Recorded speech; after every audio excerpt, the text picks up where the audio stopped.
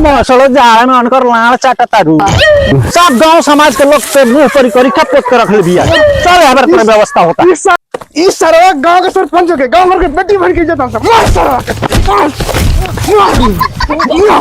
बाबू बाबू बाबू चल चल चल भैया हमारा छोड़ दे, तू बोले तो हम मुखी में चला। भोसड़ा तू नहीं ना भैया कह के सैया बनावे के फेर में बाड़ू हमरे के माधर चोट समझ ले बड़ी का रे। नो नो तो छोटा भाई इधर मुंह में करके पुतवा के टकला करके गधा बड़े पूरे गांव में घुमाओ। हां घुमावे ले। बाबू बाबू बाबू चल चल चल चल तोर चाल अपने घर में का घर में क्या का ले चल।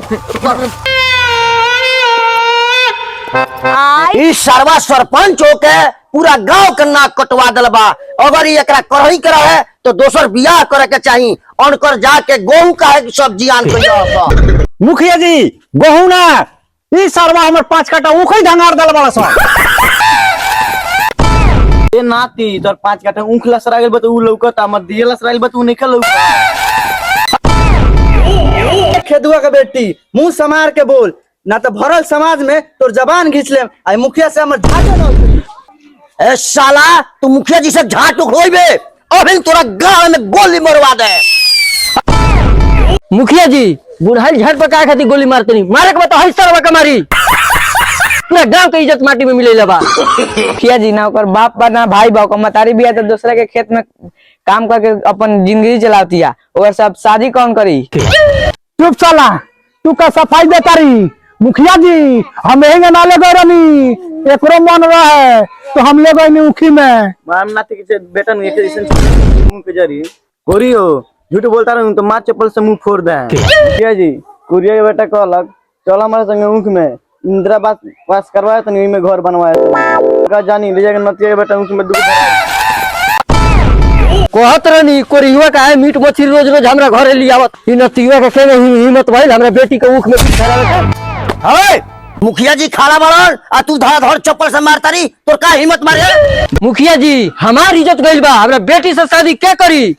हम कहले हमरे उम्र के तो बा किए के बेटा तोर मुंह से दाढ़ी जाम नहीं ना कि तू हमरा बेटी से बियाह करबे।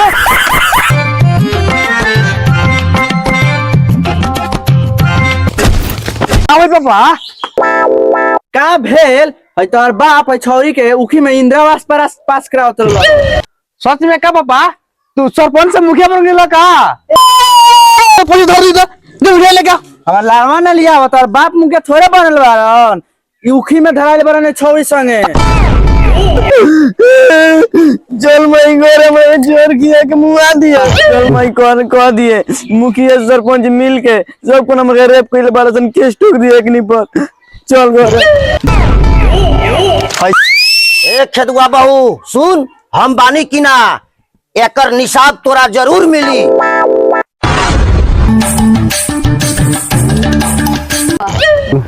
कान खोल के सुन लसा पंच के फसिला इहे बा तोरा बेटी के इज्जत ले ले बा तो तोरा बेटी के बियाह एकरे से होई। पापा में सरपंच पापा सरपंच हो तो लड़पंच वाला काम का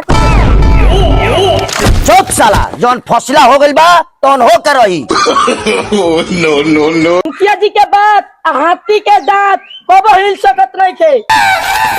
मुखिया जी अपना भाई के बियाह के जाए के उम्र में अपना बाप के बियाह में कैसे जाए। बहू तू जाके अपन बारात के तैयारी कर बैंड बाजा के साथ हम बारात लेके आवतानी। चल बेटी